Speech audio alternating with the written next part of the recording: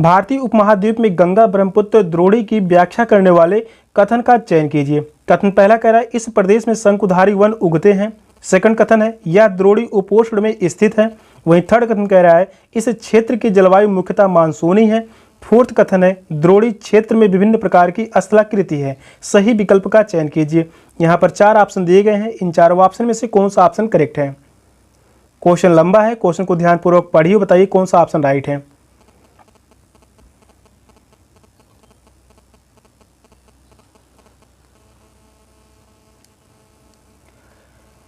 भारतीय उपमहाद्वीप में गंगा ब्रह्मपुत्र द्रोणी की व्याख्या करने वाले कथन का चयन कीजिए। इस प्रदेश में शंकुधारी वन उगते हैं तो यह बात गलत होगा।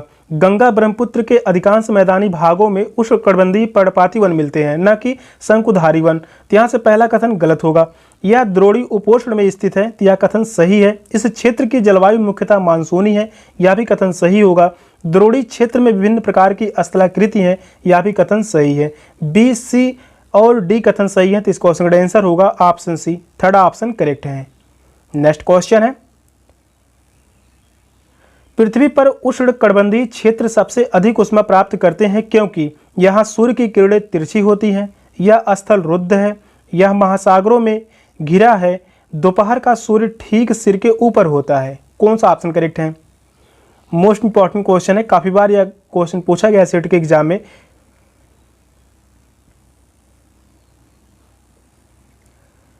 पृथ्वी पर उष्णकटिबंधीय क्षेत्र सबसे अधिक ऊष्मा प्राप्त करते हैं क्योंकि दोपहर का सूर्य ठीक सिर के ऊपर होता है। फोर्थ ऑप्शन करेक्ट है। इस क्षेत्र में दोपहर का सूर्य वर्ष में कम से कम एक बार ठीक सिर के ऊपर होता है। फोर्थ ऑप्शन करेक्ट है। नेक्स्ट क्वेश्चन है कथन ए तथा बी का ध्यानपूर्वक अध्ययन कीजिए। वेद समाज की स्थापना 1864 में मद्रास में हुई। सेकंड कथन कह रहा है वेद समाज आर्य समाज से प्रेरित था।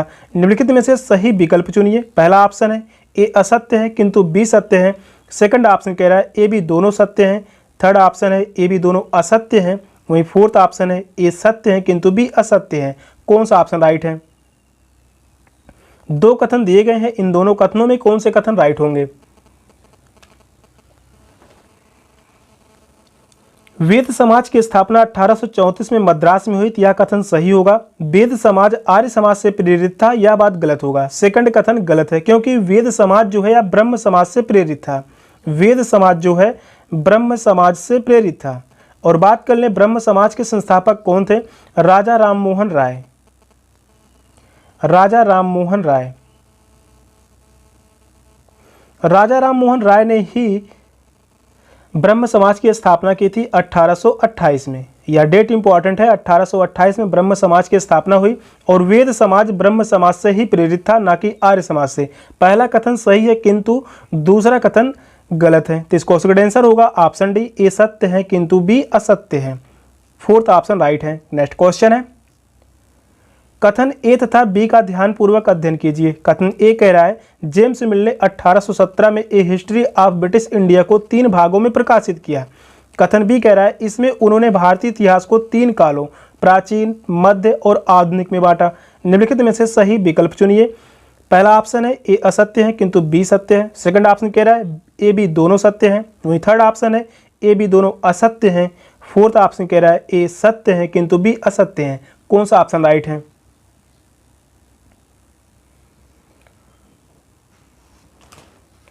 यह क्वेश्चन पूछा गया था 2021 में, मोस्ट इंपॉर्टेंट क्वेश्चन रहने वाला है। जेम्स मिल ने 1817 में ए हिस्ट्री ऑफ ब्रिटिश इंडिया को 3 भागों में प्रकाशित किया। पहला कथन सही होगा। दूसरा कथन कह रहा है इसमें इन्होंने भारतीय इतिहास को 3 कालों प्राचीन, मध्य और आधुनिक में बांटा, तो यह बात गलत होगा। इन्होंने जेम्स मिल ने भारतीय इतिहास को धर्म के आधार पर 3 कालों में बांटा था। पहला जो होगा हिंदू, पहला है हिंदू, इसके बाद है मुस्लिम, मुस्लिम और ब्रिटिश, ब्रिटिश, इन 3 कालों में विभाजित किया। तो यहाँ से सेकंड कथन गलत होगा, पहला कथन सही है। तो इस क्वेश्चन का आंसर है option D. Fourth option correct है, ए सत्य है किंतु भी असत्य है। नेक्स्ट क्वेश्चन है अभिकथन ए तथा कार्ड आर का ध्यानपूर्वक अध्ययन कीजिए। अभिकथन ए कह रहा है जनजातियों की संस्कृत परंपराएं जिसमें उनकी भाषा तथा संगीत भी शामिल हैं बहुत समृद्ध तथा विशिष्ट होती हैं। कार्ड आर है जमीन, जंगल, घास के मैदान तथा जल पूरे कुनबे की संपत्ति मानी जाती है जिनका उपयोग सभी एक साथ मिलजुल कर करते हैं।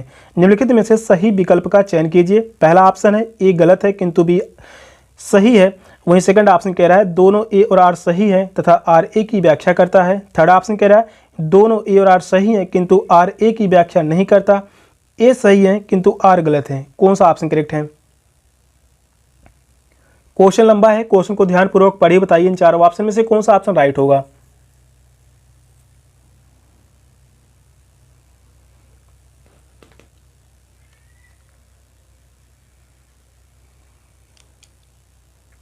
अभिकथन ए कह रहा है जनजातियों की सांस्कृतिक परंपराएं जिसमें उनकी भाषा तथा संगीत भी शामिल है बहुत समृद्ध तथा विशिष्ट होती हैं।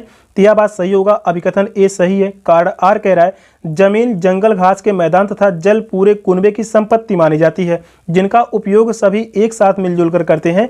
तो यह भी कार्ड आर भी सही है, आपस में संबंध नहीं होगा। थर्ड ऑप्शन करेक्ट है, दोनों ए और आर सही है किंतु आर ए की व्याख्या नहीं करता। थर्ड ऑप्शन राइट है। हालांकि दोनों कथन अपनी जगह सही है लेकिन सामूहिक संपत्ति होने या सीधे तौर पर सांस्कृतिक परंपराओं की समृद्धि का मुख्य कारण नहीं है। सांस्कृतिक समृद्धि उनके इतिहास और जीवन शैली का परिणाम है, न कि केवल संपत्ति अधिकारों का।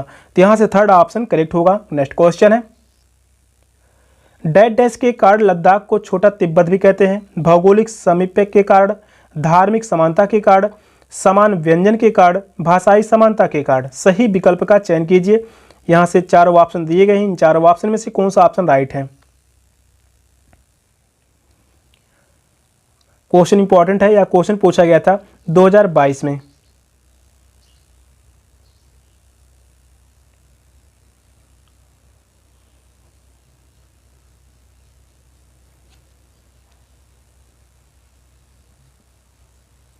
डैश डैश के कारण लद्दाख को छोटा तिब्बत भी कहते हैं। भौगोलिक समीप के कारण यह गलत होगा। धार्मिक समानता के कारण यह बात सही है। धार्मिक समानता दोनों में समान है क्योंकि बौद्ध धर्म के अनुयायी दोनों जगह पाए जाते हैं। समान व्यंजन के कारण यहाँ पर जो है खान पान भी समान है। भाषाई समानता के कारण यहाँ पर दोनों की लिपियाँ भी समान मानी जाती हैं। बी, सी और डी सही होगा। तो इस क्वेश्चन का आंसर है option C. Third option correct है, इस क्वेश्चन का आंसर होगा ऑप्शन सी। नेक्स्ट क्वेश्चन है हिंदुस्तानी सोशलिस्ट रिपब्लिकन एसोसिएशन के बारे में निम्नलिखित में से कौन सा कथन सही नहीं है? सही विकल्प चुनिए। हिंदुस्तान सोशलिस्ट रिपब्लिकन एसोसिएशन के सदस्यों ने सैंडर्स नामक पुलिस अफसर की हत्या की थी। भगत सिंह और उनके क्रांतिकारी साथियों ने इसकी स्थापना की थी। इसकी स्थापना 1828 में दिल्ली के फिरोज शाह कोटला में हुई। फोर्थ ऑप्शन है इसकी स्थापना 1928 में पंजाब के अमृतसर में हुई थी। कौन सा ऑप्शन करेक्ट है?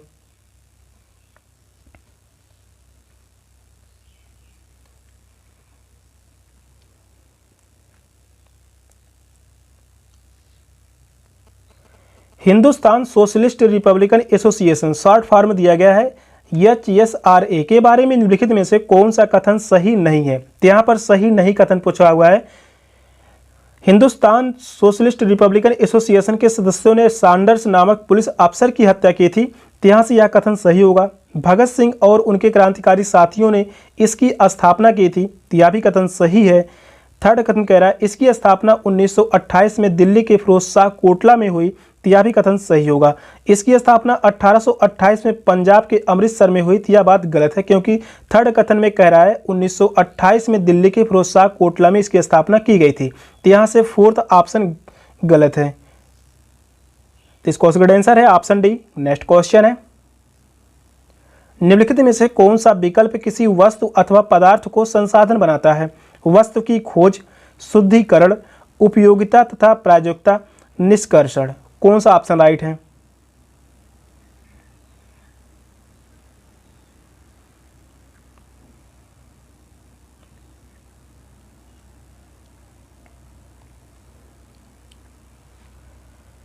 क्वेश्चन नंबर 8 का राइट आंसर क्या होगा? निम्नलिखित में से कौन सा विकल्प किसी वस्तु अथवा पदार्थ को संसाधन बनाता है? उसकी उपयोगिता तथा प्रायोगिकता। थर्ड ऑप्शन करेक्ट है। इस क्वेश्चन का आंसर होगा ऑप्शन सी। नेक्स्ट क्वेश्चन है अभिकथन ए तथा कार्ड आर का ध्यानपूर्वक अध्ययन कीजिए। अभिकथन ए कह रहा है शाहजहां के शासनकाल के दौरान मुगल वास्तुकला के विभिन्न तत्व एक भव्य सुसंगत संश्लेषण में लाए गए। वहीं कार्ड आर है उनके शासन में विशेष रूप से आगरा और दिल्ली में अनवरत निर्माण कार्य चलते रहे। निम्नलिखित में से सही विकल्प चुनिए। ए असत्य है किंतु आर सत्य है। ए एवं आर दोनों सत्य हैं, आर ए की व्याख्या करता है। थर्ड ऑप्शन है ए और आर दोनों सत्य हैं किंतु आर ए की व्याख्या नहीं करता। ए सत्य है किंतु आर असत्य है। कौन सा ऑप्शन राइट है? कथन से क्वेश्चन लगभग 30 से 32 क्वेश्चन तक एग्जाम में पूछे जाएंगे। यहाँ से कथन से क्वेश्चन ज़्यादा पूछे जाते हैं। 60 क्वेश्चन में लगभग 30 से 32 क्वेश्चन तक कथन के ही रहते हैं। हर एक क्वेश्चन सीट एग्जाम के लिए मोस्ट इंपॉर्टेंट क्वेश्चन रहने वाला है। अभिकथन ए तथा कार्ड आर का ध्यानपूर्वक अध्ययन कीजिए।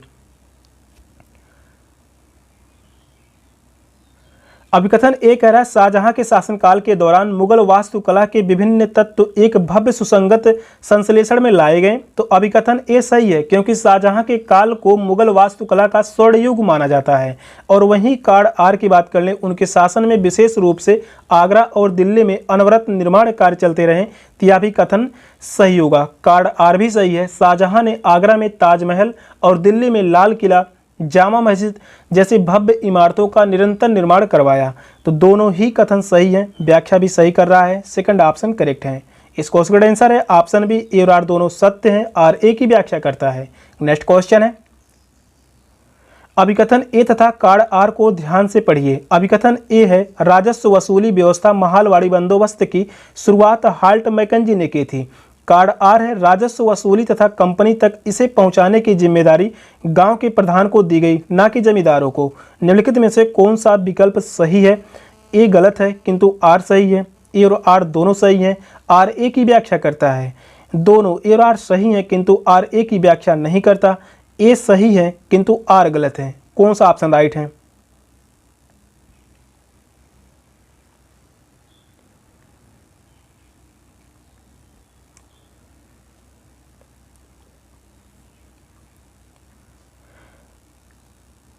अभिकथन ए तथा कार्ड आर को ध्यान से पढ़िए। अभिकथन ए कह रहा है राजस्व वसूली व्यवस्था महालवाड़ी बंदोबस्त की शुरुआत हाल्ट मैकेंजी ने की थी। तो यहाँ से यह कथन जो है राइट होगा। पहला कथन सही है। कार्ड आर कह रहा है राजस्व वसूली तथा कंपनी तक इसे पहुंचाने की जिम्मेदारी गांव के प्रधान को दी गई, ना कि जमींदारों को। तो यह भी कथन सही है। अभिकथन ए भी सही है, कार्ड आर भी सही है, व्याख्या भी सही कर रहा है। सेकंड ऑप्शन राइट होगा। ए और आर सही है, आर ए की सही व्याख्या करता है। सेकंड ऑप्शन करेक्ट है। नेक्स्ट क्वेश्चन है पिरेरी को विश्व का धन्यागार भी कहते हैं। इस प्रदेश में अत्यधिक गेहूं के उत्पादन में सहायक परिस्थितियों का चुनाव कीजिए। कथन ए है यहाँ लोग प्रौद्योगिकी का उपयोग नहीं करते हैं। कथन बी कह रहा है यहाँ लोग बहुत परिश्रमी होते हैं। कथन सी है कृषि की वैज्ञानिक विधियों का यहाँ प्रयोग किया जाता है। वहीं कथन डी कह रहा है इस प्रदेश में वर्षा की कमी है। सही विकल्प का चयन कीजिए। पहला ऑप्शन है सी और डी सही है। सेकंड ऑप्शन कह रहा है ए और बी सही है। थर्ड ऑप्शन है बी और सी सही है। फोर्थ ऑप्शन कह रहा है ए और डी सही है। कौन सा ऑप्शन करेक्ट होगा? यह क्वेश्चन 2026 में पूछा गया था। फरवरी 2026 के एग्जाम में पूछा गया था। क्वेश्चन पूछे जाने की संभावना है। प्रेरी को विश्व का धन्यागार भी कहते हैं। इस प्रदेश में अत्यधिक गेहूं के उत्पादन में सहायक परिस्थितियों का चुनाव कीजिए। गेहूं के उत्पादन में वह कौन सी अत्यधिक सहायक परिस्थितियां हो सकती हैं? यहाँ लोग प्रौद्योगिकी का उपयोग नहीं करते हैं। यह कथन जो है गलत होगा। यहाँ पर प्रौद्योगिकी का अत्यधिक उपयोग किया जाता है। यहाँ लोग बहुत परिश्रमी होते हैं। यह बात सही है। कृषि की वैज्ञानिक विधियों का यहाँ प्रयोग किया जाता है। यह भी कथन सही होगा। इस प्रदेश में वर्षा की कमी है। तो यह भी कथन गलत होगा। ए और डी कथन गलत हैं। बी और सी कथन सही है। तो इस क्वेश्चन का आंसर होगा option C. Third option correct है। नेक्स्ट क्वेश्चन है एक ग्लोब पर खींची गई रेखाओं को अक्षांश और देशांतर के रूप में जाना जाता है। ये रेखाएं किस उद्देश्य को पूरा करती हैं? ये पृथ्वी पर हल रेखाएं हैं तथा पृथ्वी की भौतिक विशेषताओं को इंगित करती हैं। सेकंड ऑप्शन कह रहा है ग्लोब पर डिजाइन बनाना। थर्ड ऑप्शन है पृथ्वी पर स्थानों को ज्ञात करना। फोर्थ ऑप्शन है ग्लोब को सुंदर बनाना। कौन सा ऑप्शन राइट है? यह क्वेश्चन 2026 में पूछा गया था, फरवरी 2026 के एग्जाम में क्वेश्चन पूछा गया है, इंपॉर्टेंट क्वेश्चन है। एक ग्लोब पर खींची गई रेखाओं को अक्षांश और देशांतर के रूप में जाना जाता है। ये रेखाएं किस उद्देश्य को पूरा करती हैं? पृथ्वी पर स्थानों को ज्ञात करना। थर्ड ऑप्शन करेक्ट है, पृथ्वी पर स्थानों को ज्ञात करना। यहाँ से जो है यह ग्लोब है, 0 अंश अक्षांश रेखा को हम कहते हैं विषुवत रेखा या भूमध्य रेखा। विषुवत रेखा या भूमध्य रेखा, 0 अंश अक्षांश के 23.5 अंश अक्षांश उत्तरी रेखा, इसे हम कहते हैं कर्क रेखा। और वहीं बात कर लें 0 अंश अक्षांश के 23.5 अंश अक्षांश दक्षिणी रेखा, इसे हम कहते हैं मकर रेखा। इन्हीं रेखाओं से स्थिति की स्थानों का ज्ञात होता है। जैसे बात कर लें भारत में कौन सी रेखा गुजरती है, तो वह है कर्क रेखा।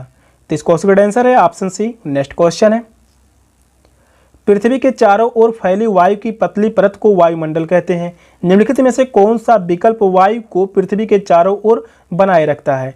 चांद का गुरुत्वाकर्षण बल, पृथ्वी का गुरुत्वाकर्षण बल, सूर्य की उष्मा, पृथ्वी के चट्टानों और महासागर। कौन सा ऑप्शन करेक्ट है?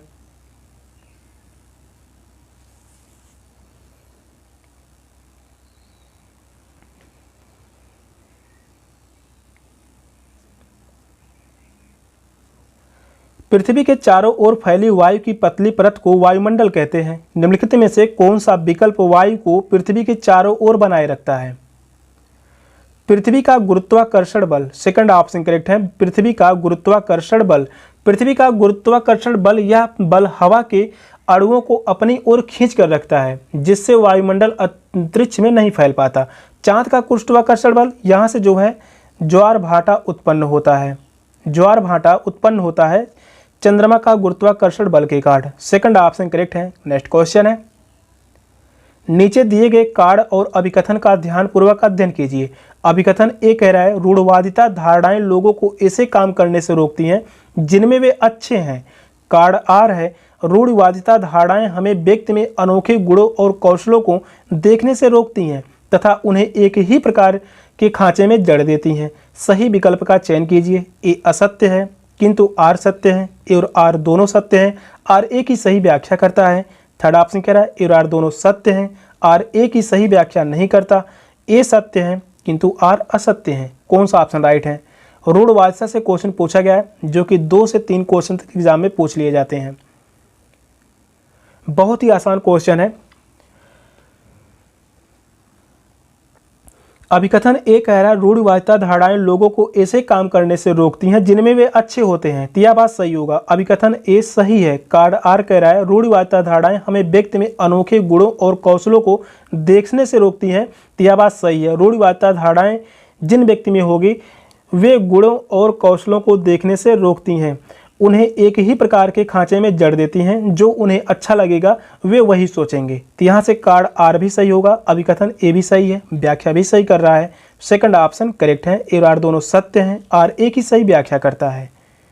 नेक्स्ट क्वेश्चन है, भारत और बांग्लादेश पटसन यानी जूट के अग्रणी उत्पादन है। पटसन की वृद्धि को बल प्रदान करने वाले कथनों का चयन कीजिए। यह जलोढ़ मृदा में अच्छे ढंग से विकसित होता है, इसे उच्च तापमान की आवश्यकता होती है, इसे निम्न तापमान और निम्न वर्षा की आवश्यकता होती है। फोर्थ कथन है, इसे भारी वर्षा और आर्द्रता की आवश्यकता होती है। सही विकल्प का चयन करें। इन चारों ऑप्शन में से कौन सा ऑप्शन राइट है?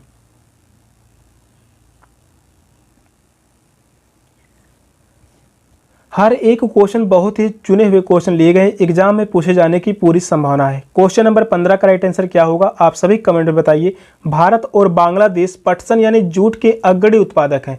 पटसन की वृद्धि को बल प्रदान करने के लिए वह कौन सा कथन सही है? पटसन उत्पादन के लिए यह जलोढ़ मृदा में अच्छे ढंग से विकसित होती है, तो यह कथन सही होगा।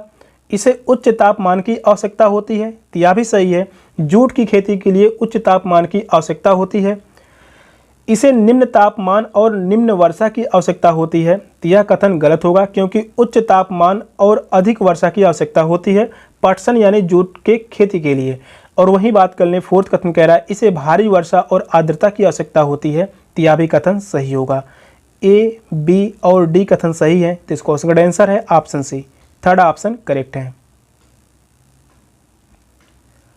सेशन का लास्ट क्वेश्चन था, क्वेश्चन कैसे लगे कमेंट में जरूर बताइएगा। चैनल पर नए हैं चैनल को सब्सक्राइब कर लीजिए। मिलते हैं फिर नेक्स्ट क्लास में, तब तक के लिए बाय बाय, टेक केयर, जय हिंद।